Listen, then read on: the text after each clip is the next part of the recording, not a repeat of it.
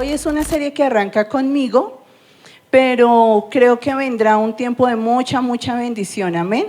Creo que será un tiempo donde el Señor nos hablará y nos llevará a otros lugares. Pero si hay algo que de verdad en estos tiempos estamos urgidos, estamos absolutamente necesitados, estamos absolutamente ansiosos, digamos que la necesidad es tan grande, es de volver a los altares.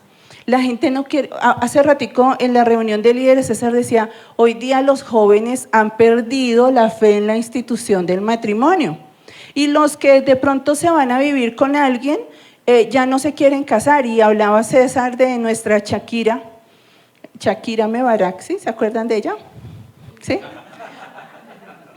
Resulta que ella 13 años en una relación, creo que 2 o 3 hijos, y durante todo ese tiempo nunca se casaron, porque ya la gente no cree en el matrimonio, no cree en la institución del matrimonio, pues por todo lo que han visto y todo lo que ha pasado. Pero hay quienes sí creemos, amén, y hay quienes creemos que podemos ser felices en un matrimonio, y que el matrimonio puede ser hasta siempre, amén. Pero asimismo también estamos viviendo unos tiempos donde la gente no cree en el altar, donde la gente no cree en la oración, donde venimos tal vez a una iglesia solamente por religiosidad. Y de verdad yo sí tengo una ansiedad en mi corazón, y es que empecemos a romper religiosidad nosotros en nuestra vida y vayamos de verdad donde el Señor nos quiere llevar. Pero hasta acá, Dani fue una de las que estuvo intercediendo, y entonces yo le dije, Dani, vas a orar por los hombres, ¿cierto, Dani? Por el área emocional de los hombres. Y entonces ella se quedó pensando como, ¿y yo una hora, 3 días orando por lo mismo? No, pastora, coja oficio, ¿yo qué voy a orar? ¿Cierto? ¿Ah? Y que le caen bien mal, vea, los hombres de la iglesia, aparte de todo me caen bien mal, y yo orar por los hombres. ¿Cómo te fue con esa oración, Dani? Cuéntanos. No, pues la verdad fue un tiempo muy raro para mí, porque yo no soy muy... O sea, durante toda mi vida no he tenido mucha cercanía de hombres, la mayoría. O sea, mi familia casi todas son mujeres, y yo me crié fue con solo mujeres. Hasta ahorita que pues me casé y he estado con mi esposo. Entonces yo le decía a la pastora, por lo menos el primer día, yo dije, no, el primer día voy a orar por todos los hombres del mundo, porque yo 1 hora orando solo por los hombres. Y resulta que no, en el primer día solamente pude orar por los hombres del núcleo. Y la verdad que yo quedé sorprendida, porque las cosas que yo oraba, o sea, yo sabía que no eran mis palabras, no era yo la que estaba orando por esas cosas. Y yo decía como, ¿y yo por qué estoy orando por esta área, por este hombre? O sea, yo sí quedé como, o sea, impresionada de ver lo que Dios quiere como tratar en cada uno de ellos, y sobre todo la palabra que cada día Dios le daba a esos hombres, que yo se lo compartí a La Paz por las redes. Gracias, mamita, ya te puedes sentar. A veces uno piensa de la oración o tiene un concepto diferente de la oración, y para la mayoría de los cristianos, vamos a ser honestos y vamos a desnudarnos acá, para la mayoría de los cristianos la oración es la cosa más harta del mundo. Sentarse 1 hora a orar y la gente mira para el techo y como que, Señor, salva al mundo, amén. ¿Sí? Eso es en 1 minuto, y entonces como me pide la pastora que llore 1 hora por la misma petición, y mañana ¿qué digo? Y pasado mañana ¿qué digo? ¿Sabe por qué? Porque nosotros le hemos quitado importancia al altar. Al altar no visto como este lugar, sino al altar al que el Señor de verdad nos quiere llevar. Y necesitamos, iglesia, volver a los altares. De hecho, muchos hoy, tristemente siempre los que vienen son los que se ganan el regaño, ¿cierto? Pero hoy seguramente no solo en esta iglesia, sino a nivel mundial, muchos no fueron a su iglesia hoy por cualquier cosa. Porque llovió, hace 8 días me encontré unas señoras por acá, las extrañé hoy, ay, es que amaneció lloviendo, en serio, así me dijeron, y viven en este barrio, a 3 cuadras, y es que amaneció lloviendo. Así somos, porque nos enredamos tanto en otras cosas, nos enredamos tanto en otras situaciones, que le quitamos importancia a lo que de verdad merece importancia. Cuando en el Antiguo Testamento se hablaba de altar, era algo físico. Era algo que se levantaba o que el pueblo de Israel, digamos que construía para darle gloria a Dios, para darle honor a Dios. Habían muchos tipos de altares en el Antiguo Testamento, pero la traducción de altar en el Antiguo Testamento, en el hebreo, realmente significa matanza, sacrificio. Los altares significaban matanza. Los altares significaban sacrificio. ¿Por qué? Le cuento la historia si de pronto usted no la sabe.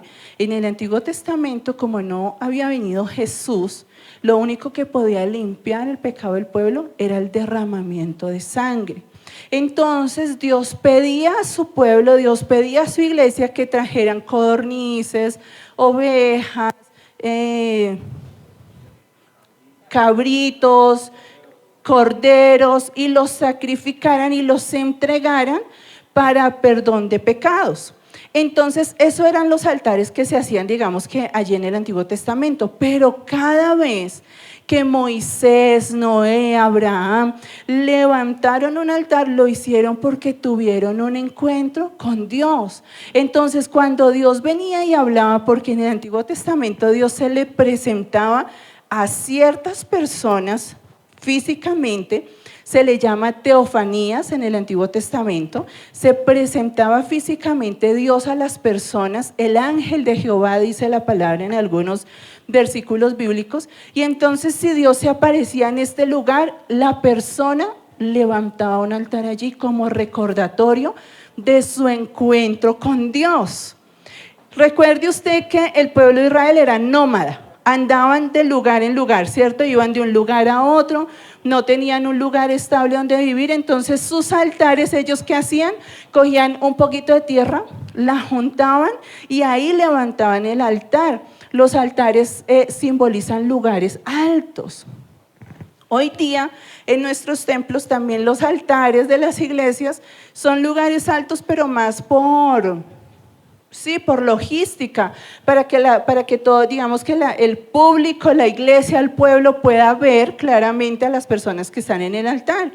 Pero realmente en el Antiguo Testamento se levantaban en lugares altos. Luego, cuando ellos ya se establecen en ciertos pueblos, hacen altares con piedras sin tallar. Entonces juntaban muchas piedras, las ponían una encima de la otra y allí hacían un sacrificio en honor a Dios, recordando que Dios estuvo en ese lugar. Y para mí ya el solo significado de altar me deja mucho para reflexionar. Matanza, sacrificio. ¿Sabe qué es lo que nosotros no queremos hacer? Nosotros lo que no queremos hacer es morir. Qué difícil es morir el domingo a la ciclovía. Qué difícil es morir el domingo al asado, al paseo, a lo que usted, no sé cuál sea su excusa cuando no ha venido a la iglesia, cuando no ha ido a buscar a Dios, yo no sé cuál es su excusa. Qué difícil, yo no sé si usted es de los que busca 1000 excusas para no estar en la iglesia.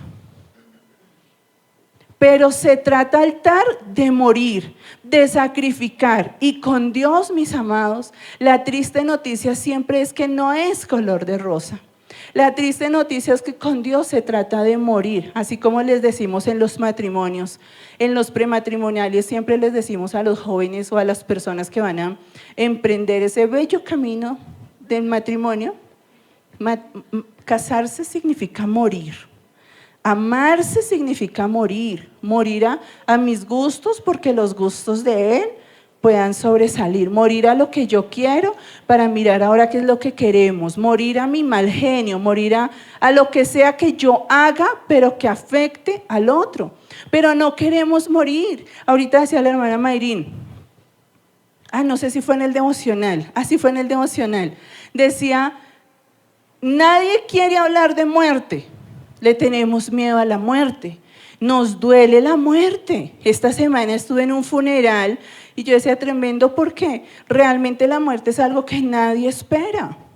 Aunque tratamos de preparar nuestra mente cuando la persona ha venido enferma, cuando la persona ha venido en un proceso delicado, pero cuando llega la muerte nos duele y ninguno de nosotros, aunque tengamos una vida muy dura, decimos, hoy me quiero morir. No, todos queremos vivir, ¿cierto que sí?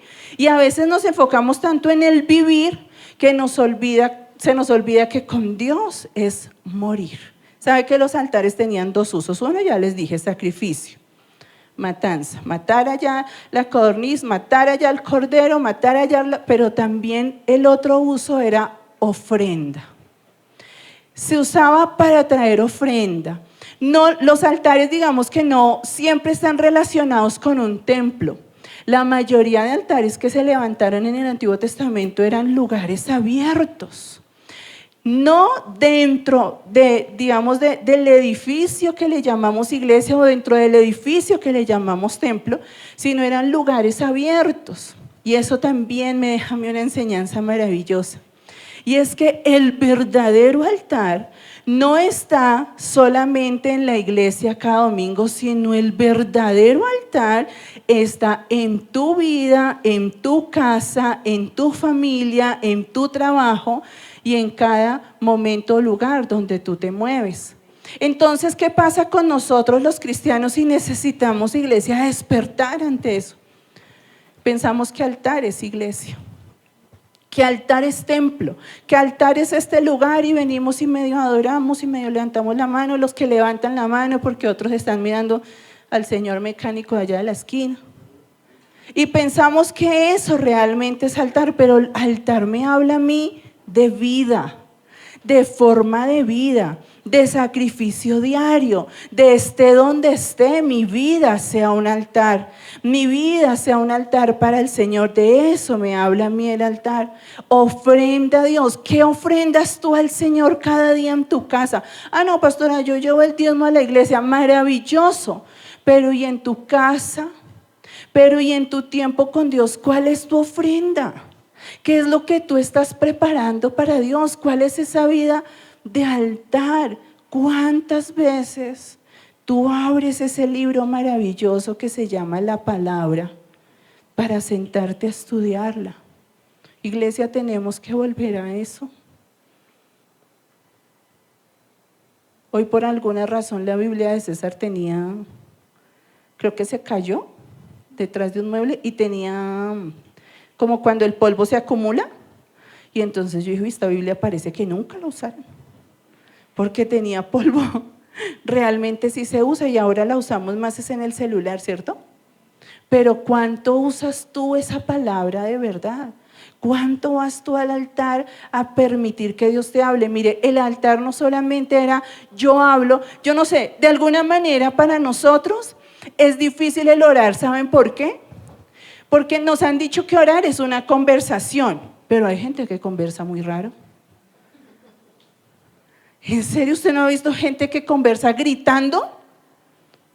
Que usted pasa por ahí y están orando, pero si la oración es una conversación, y bien claro está que hay oraciones que son retóricas, que nosotros por ejemplo tenemos en la palabra y de repente las repetimos, pero tienen que haber momentos de altar en mi vida, de conversación, donde yo hablo, pero también donde Dios me habla. ¿A cuántos les habla Dios? Levante la mano el que crea que, de verdad, el que crea que le habla a Dios. Cuéntele al de al lado cómo le habla Dios a usted. Cuéntele, por favor. ¿Cómo les habla Dios? Y el resto, los que no levantaron la mano, ¿sabe que Dios siempre habla? Dios siempre habla. Si usted no escucha es porque usted está fuera de sintonía. Pero Dios siempre habla. Hay momentos en que usted solo sabe que Dios le está hablando, que usted solo lo sabe. Escuché a César decirle a Pipe, pues hay una convicción en el corazón. Hay momentos en que usted solo sabe que esa palabra era para usted. Usted lo sabe, usted tiene esa convicción. Pero hay momentos en que usted busca que Dios le hable, busca que Dios le diga algo. Si nosotros hiciéramos un ejercicio acá, un juego, y yo le dijera a Melqui que hiciera de Dios, que hiciera de Dios, y todos ustedes son voces que diariamente están en mi cabeza, y yo les pidiera a ustedes que empiecen a decirme cosas que creen de mí, ahí se podrían desahogar, por eso no lo vamos a hacer. Vamos a hacer como sí. como si hiciéramos ese ejercicio. Y todos ustedes empezaran a gritarme, pero Melqui, ¿qué hace de Dios? Me está diciendo, tú eres mi hija, tú eres amada. Pero Dani me está diciendo, usted es una loca que molesta porque llego tarde. Usted me tiene estresada porque no me deja hacer lo que yo quiero. Usted es una fastidiosa con lo que pone en su Facebook. En serio, suena chistoso, pero esas son las voces que hay a veces en nuestra cabeza y en nuestro corazón y que no nos permiten a nosotros enfocarnos en lo que debemos enfocarnos. Cuando yo calle todas esas voces, es cuando yo de verdad puedo escuchar la voz de Dios en el altar. Hay una regla en la comunicación y es que entre más cerca, más escucho. ¿Cierto? Usted no, de pronto alguien desde afuera le está gritando y dice, ¿qué? Como Kung Fu Panda, ¿se acuerdan? Que están de una montaña a otra, el pavo real le está hablando y Paul le dice, ¿qué? Y el otro allá está en su discurso, ¿qué? No le escucho. Para poder escucharle usted tiene que acercarse, pero nosotros no nos acercamos. El libre albedrío, iglesia, no es solamente para la salvación. El libre albedrío también es para la búsqueda de Dios. Usted es libre. Usted decide si busca o no. Es su decisión. Pero yo puedo decirle hoy que en el altar suceden cosas maravillosas. No hay nada que suceda en público que usted no haya ganado primero en privado.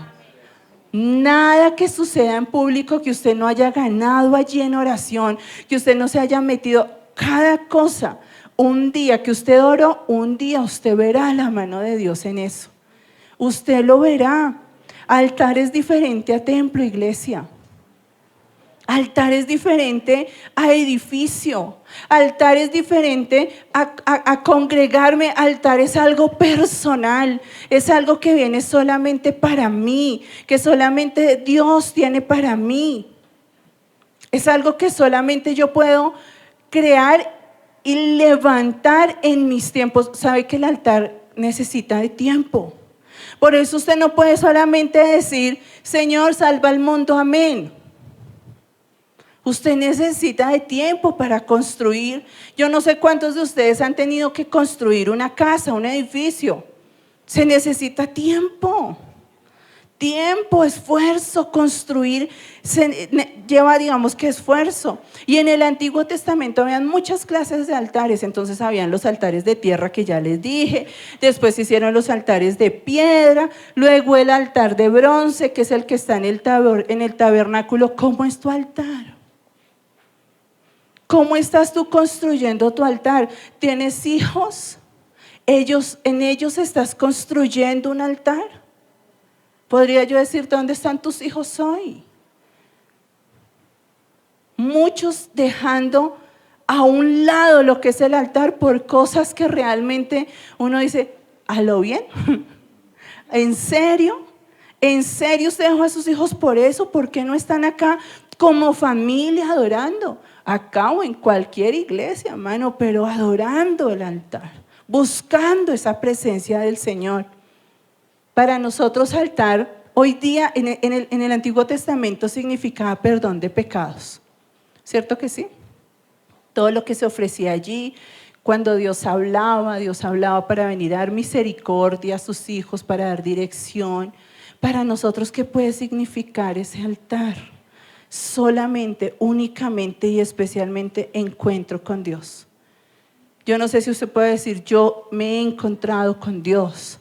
Algunos realmente pues pasan como de largo, ¿no? O sea, como que, no, yo soy cristiano. ¿Y cómo es tu experiencia con Dios? ¿Qué es eso? No, explíqueme, pastora, no entiendo. ¿Has tenido un vivir con Dios? ¿De verdad has caminado en la mano de Dios? Tú puedes decir, Dios me dijo. Con convicción, mire iglesia, cuando Dios dice algo y usted tiene esa convicción de que fue Dios, usted no se mueve de ahí. Y puede venir COVID, hepatitis, WXYZ, puede venir lo que sea, pero usted dice, Dios me lo dijo. Y si Dios lo dijo, así es. Cada vez que se levantó un altar, allí sucedió algo. Cada vez. Cada vez que se levantó un altar, allí estuvo Dios, allí habló Dios con el hombre. Cada vez que se levantó un altar, allí hubo adoración, allí hubo sacrificio, allí hubo entrega, allí hubo dirección. Cuando Dios dirigía, los hombres levantaban altar. Recuerdo Josafat. Josafat estaba asustado porque las tribus enemigas venían en contra del pueblo de Israel. Josafat dirigía el pueblo de Israel. Y venía y estaban asustados. Y vienen y le dicen a Josafat, vienen 3 pueblos en contra de nosotros, ¿qué vamos a hacer? Y yo creo que Josafat se le aceleró el corazón. A mí a veces se me acelera el corazón. Se le acelera el corazón. Y él dice, espere. No, yo tengo que ir donde Dios. Espere. Y se va y se mete en la presencia de Dios. Y Dios le dice, ¿sabe qué? Tranquilo, porque yo voy a estar con usted.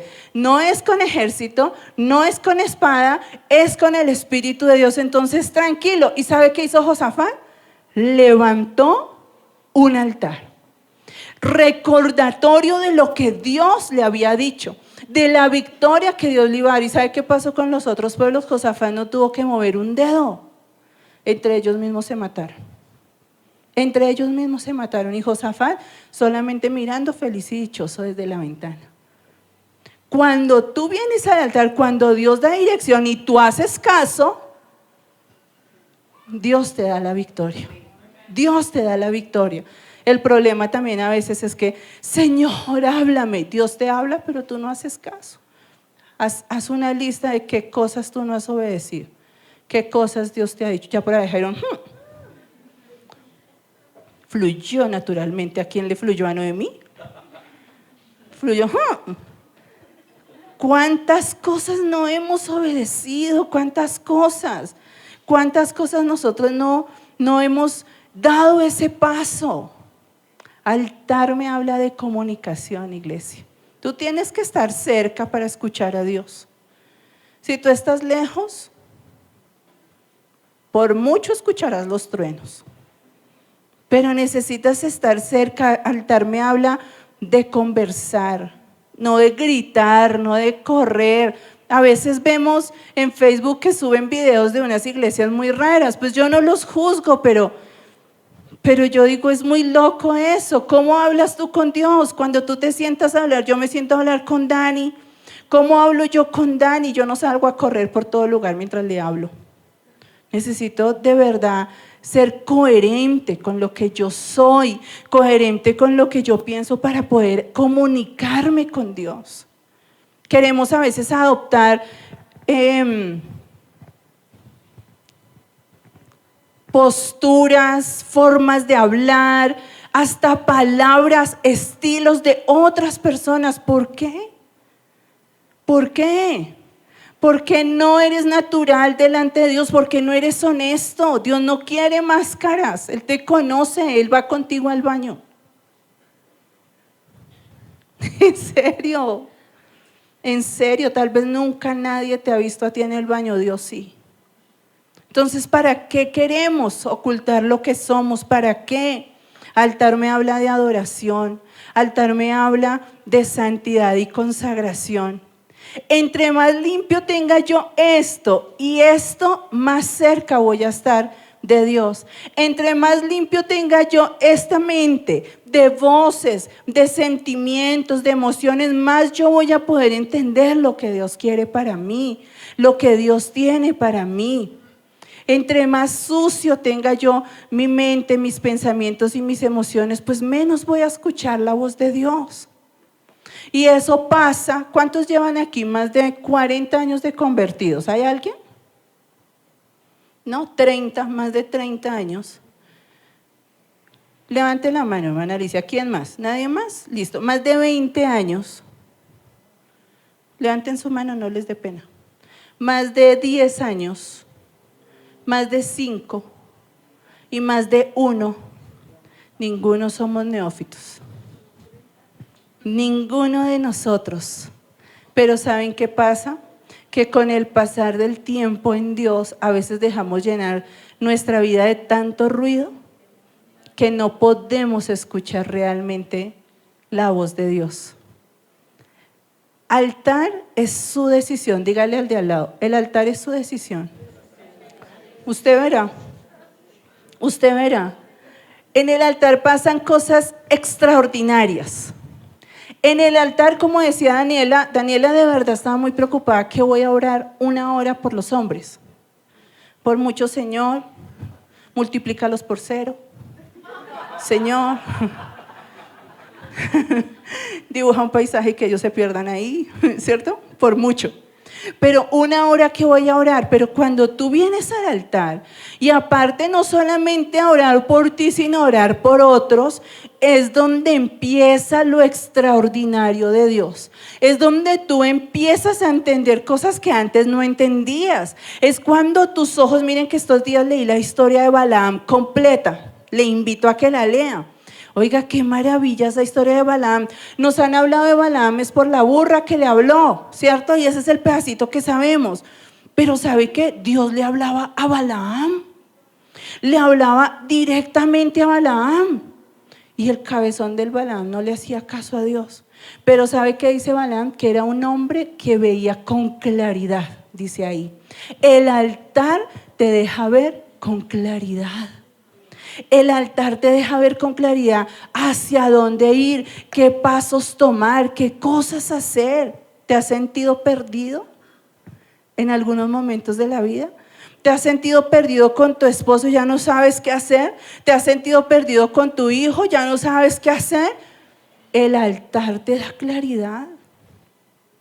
El altar te permite ver hacia dónde ir. El altar te permite entender cómo orar. A veces no sabemos ni siquiera cómo orar. Estamos orando por el novio de la hija y decimos, Señor, que le caiga un rayo. No, espere, ¿cómo, Señor? ¿Cómo oramos? Mana Olga se sintió identificada, ¿o qué? Señor, ¿cómo oramos? Señor, ¿qué hacemos, Señor? ¿Para dónde cogemos? El altar te da claridad. El altar quita el velo. El altar te muestra desde tus propios demonios, esos monstruos que todos tenemos dentro, porque todos los tenemos, mis hermanos. Todos tenemos unos monstruos controladitos, pero hay momentos en que se descontrolan. Y el altar te muestra. El altar es un espejo que te permite ver con claridad no solo tu propia vida, sino la de quienes están alrededor. Entonces, ¿por qué nosotros dejamos el altar? Yo no sé cuántos acá tengan, por ejemplo, altar familiar. No, eso ya no existe. Ni siquiera comemos juntos en casa, pastora. Cada uno en su cuarto. Y eso es lo normal hoy día. A veces hablamos con familias y no es que nosotros casi no nos vemos. No, es que yo llego del trabajo y yo me meto a mi cuarto, me dijo una joven en estos días. Yo llego del trabajo y yo me meto a mi cuarto y ya, yo de allá no salgo. ¿Y dónde está el compartir con tu casa? ¿Dónde está el poder sentarte a hablar? ¿Dónde está el poder enseñar lo que enseñaba el pueblo de Israel? Ellos dicen que la tradición, la palabra, como no la tenían escrita, la traspasaban, pero verbalmente se la contaban, se la enseñaban a sus hijos. ¿Eso haces tú? Pero cuando están adolescentes, entonces ahí sí te coges la cabeza y ya no sé qué hacer con este muchacho. Y tu tarea, y tu papel, y tu altar, ¿dónde están? El altar no es por lo que soy yo, el altar es por lo que es Dios, porque Él quiere encontrarse contigo. Y no se trata de tus gustos, y no se trata de tus falencias y de tus debilidades, se trata de Él, se trata de Él. ¿Y cuántos sabemos que a veces la vida nos golpea duro? Y hay golpes que no esperamos, ¿cierto? Hay golpes que de verdad nosotros no esperábamos que llegaran. Hay situaciones que uno no entiende, hay situaciones que uno no elige. Si te dieran la oportunidad de elegir, seguro, habías elegido ser mono, ojiverde, australiano, tipo Thor, ¿cierto? Pero te tocó Boyacá, chiquito, negrito. No lo elegiste. No lo elegiste. Pero esto es un chiste, pero realmente hay situaciones difíciles que nosotros no elegimos y que nos preguntamos ¿por qué? ¿Por qué me está pasando esto? ¿Para qué? Pareciera que a veces como que Dios tomó la tijera y empezó a recortar, ¿cierto? Como que empezó a recortar y duele. Y los procesos de Dios duelen, pero eso que Dios empieza a recortar, esas orillas que te están sobrando, es lo que te están dando forma. Es lo que te están moldeando. Es como cuando Dios dice, no, este se chitió, no, este lo metí al horno y se chitió, toca otra vez para el piso, mi hijo, y otra vez amasarlo y otra vez el proceso. Y entonces a ti te duele y tú llevas días, meses y años en ese proceso. ¿En dónde? En el altar. El altar es lo que te da fuerza, iglesia. Nosotros no sabemos qué viene para Colombia. Solo el Señor tenga misericordia de nosotros. Solo el Señor tenga misericordia de nosotros. Hemos visto cosas terribles, dice la palabra que veremos cosas aún peores, aún más terribles. No sabemos qué nos va a tocar vivir, que el Señor nos ayude. Pero si tú te mantienes en el altar, allí va a estar la presencia del Señor. El problema es cuando no estamos. El problema es cuando nos salimos de la sombrilla. El problema es cuando no nos mantenemos allí. ¿Y el desafío cuál es? Apagar los ruidos de tu cabeza. Ese es el verdadero desafío. Tú no puedes, tú eres una loca, tú eres una histérica, una fastidiosa, una fracasada. No sé tu mente qué te dice. Yo no sé, cuando estás a solas en el baño, ¿tú qué piensas? Cuando nadie te está viendo, cuando estás allá en tu habitación en soledad, ¿qué pensamientos vienen? ¿Cuáles son esos monstruos que salen? Cuando estás solo, cuando estás pasando momentos de soledad y de dificultad, el desafío para nosotros realmente es apagar, callar esas voces para que la voz de Dios pueda ser más fuerte en nosotros. La voz de Dios ha determinado algo para ti y para mí. ¿A quién decides creerle hoy? Pero ¿saben por qué nuestra fe tambalea tanto? Porque nosotros estamos lejos del altar. Porque nosotros estamos lejos de lo que nos da estabilidad. Por eso nuestra fe tambalea, dice la palabra, que como las olas, ¿cierto? Que un día creo, pero al mediodía ya no creo y luego en la noche vuelvo a creer. Pero cuando tú te mantienes, no quiere decir que no vengan tormentas, que no vengan situaciones, vienen y van a venir. Pero cuando tú te mantienes firme en un altar, allí va a estar la paz y la bendición del Señor. Indudable. Así venga lo que venga, iglesia. ¿Qué está pasando en tu casa? ¿Qué soltaste? Hay muchas oraciones, mamá, que tú dejaste de hacer por tus hijos. Hay muchas oraciones, papá, que tú dejaste de hacer por tus hijos. ¿Qué necesitas retomar? ¿Qué está pasando con tus hijos? ¿Qué camino están tomando? Decía la hermana Mayrin y concuerdo completamente. Como mamás o como papás les damos el mejor ejemplo a nuestros hijos. Pero hay un momento en que ellos toman sus propias decisiones. A veces son las peores decisiones. Sí, a veces son, o sea, de verdad que uno como papá los ve que van camino a estrellarse, pero ellos quieren, ¿cierto? Ellos no, ustedes no me entienden, mi amor, se va a estrellar. Va a estrellarse entonces, aquí lo voy a esperar cuando venga. Pero ¿qué responsabilidad tenemos nosotros de levantarnos en oración por ese hijo, por esa hija, por ese esposo, por esa mujer? ¿Qué responsabilidad y qué has dejado, qué has abandonado? ¿En qué momento dice la palabra que hay pequeñas zorras, o sea, zorras chiquitas, que se meten por huequitos pequeños y acaban todo el viñedo? Tu casa es tu viñedo, tu vida es tu viñedo. ¿Cuál fue esa pequeña zorra? ¿Por dónde dejaste entrar? ¿Cuál fue el hueco que abriste para que entrara? Y hoy en día, iglesia, nosotros como cristianos tenemos que estar, pero abejas. O sea, nosotros tenemos que estar, perdónenme la palabra, pero tenemos que estar mirando para todo lado. No, por acá no se me mete, por acá tampoco, por acá menos, por acá, porque hoy día nuestros muchachos se están enfrentando a unas cosas. Y bueno, no solo los muchachos, nosotros los viejitos también, pero la juventud hoy en día está siendo bombardeada de tal manera que por cualquier cosa ellos se desvían. ¿Y tú qué estás haciendo, papá? Y tú joven, ¿qué estás haciendo por tu vida? ¿Cómo te estás levantando en ese altar para restaurar, para levantarte? ¿Cómo? En esta mañana decíamos, les tenemos una bonita noticia y es que hay una pareja que empezó una relación de noviazgo como Dios quiere. ¡Ay! Eso sí que es raro. Por eso es que hicimos reunión para anunciarlo. En serio, eso tenemos que haber hecho fiesta y traer ponqué. Porque hoy en día eso no pasa. Hoy nuestros jóvenes se van por donde quieren irse. Altar, iglesia, altar. Tú necesitas tomar una posición activa. Tú ya no puedes estar más pasivo. Aquí en la iglesia, a mí mismo me pasa a veces que, ay, Dios mío, es que, no sé, es que mi perro, esta mañana dijimos, Max tiene alguna patología rara porque ningún perro ladra como ese perro, es un estrés. Los que van a mi casa saben que es un fastidio ese perro. Tiene algo psicológico ese perro, algo le pasa. Y entonces si yo me doy cuenta, yo he orado por ese perro, no crea que no. En serio, uy, bendito sea el Señor, y es que lo queremos. No ha servido, he soltado esa oración.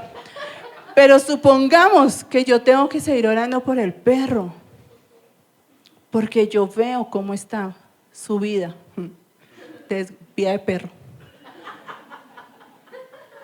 Y yo digo, Max está mal, pero ojalá alguien orara por él. Voy a decirle al pastor que ore por Max. No, vieja, ore usted, es que es su perro. ¿Sí? Ore usted, es que es su hijo. Ore usted, es que es su esposo. ¿Qué está haciendo? ¿Dónde está su altar? Yo le aseguro, iglesia. Y eso tenemos que retomarlo, mire, desde nosotros en adelante. Pero iglesia, dice, yo no sé si eso lo dice la palabra, familia que ora unida, permanece unida. ¿Cómo está su familia? Yo podría entonces decir que el reflejo de su familia es reflejo de su oración. Con uno que se levanta en casa, con uno. Uno de nosotros puede a 1000 perseguir, eso sí lo dice la Biblia. Uno de nosotros puede a 1000 perseguir y 2 pueden hacer huir legiones. Pueden hacer huir legiones. ¿Qué necesita usted que huya de su casa? Usted tiene el poder y la autoridad que el Señor le dio. Usted tiene el poder y la autoridad, el Señor ya se lo dio. ¿Qué necesita que huya de su casa? ¿La culpa? ¿El pecado? ¿Qué necesita? Levántese a orar. Levántese a orar y a interceder, iglesia. Hemos dejado el arma más poderosa que tenemos guardada. Ustedes recuerdan en pandemia cuando los venezolanos iban a entrar a los conjuntos, iban a matar a todo el mundo y se iban a apoderar de Colombia. ¿Sí? ¿Se acuerdan? Yo escuché, no vi. Pero ese día fue para nosotros muy impactante porque en nuestro barrio no se escuchaba un alma, ¿cierto, Martica? Ese día no se escuchaba un alma en ese barrio. Daba miedo salir de lo solo. Pero todos nos empezaron a llamar, pastora, por favor ore, porque es que mi esposo y mi papá salieron con machete. ¿Qué? ¿Qué? Y yo dije, santo Señor, ¿en serio? Sí salieron con un machete, que ellos se van a enfrentar a los venezolanos y que no hubo ningún venezolano que se entrara a ningún lado, o sí, no lo hubo. Pero muchos cogieron armas, palos, se armaron de palos, de machetes. Kenji nos contaba que en el conjunto de él salieron con cosas de hockey, amor, con palos de hockey. ¿Ah? Todos gomelos, sí, o sea, de Kenji con palos de hockey, sí, ok. Los otros con palos de escoba, pero todos se armaron a defender lo indefendible. Lo indefendible. Y estos días yo le decía a alguien, ojalá si defendieras la fe. Ojalá como defiendes a ese señor defendieras la fe. Ojalá como defiendes a ese personaje defendieras a tu familia y tomaras las armas y dijeras, aquí homosexualidad no entra, aquí yugo desigual no entra, aquí enfermedad no entra, aquí nada que no sea de Dios entra, en el nombre de Jesús. Ojalá tú hicieras eso. Pero salimos a defender una reja de un edificio y no defendemos nuestra casa. Necesitamos volver.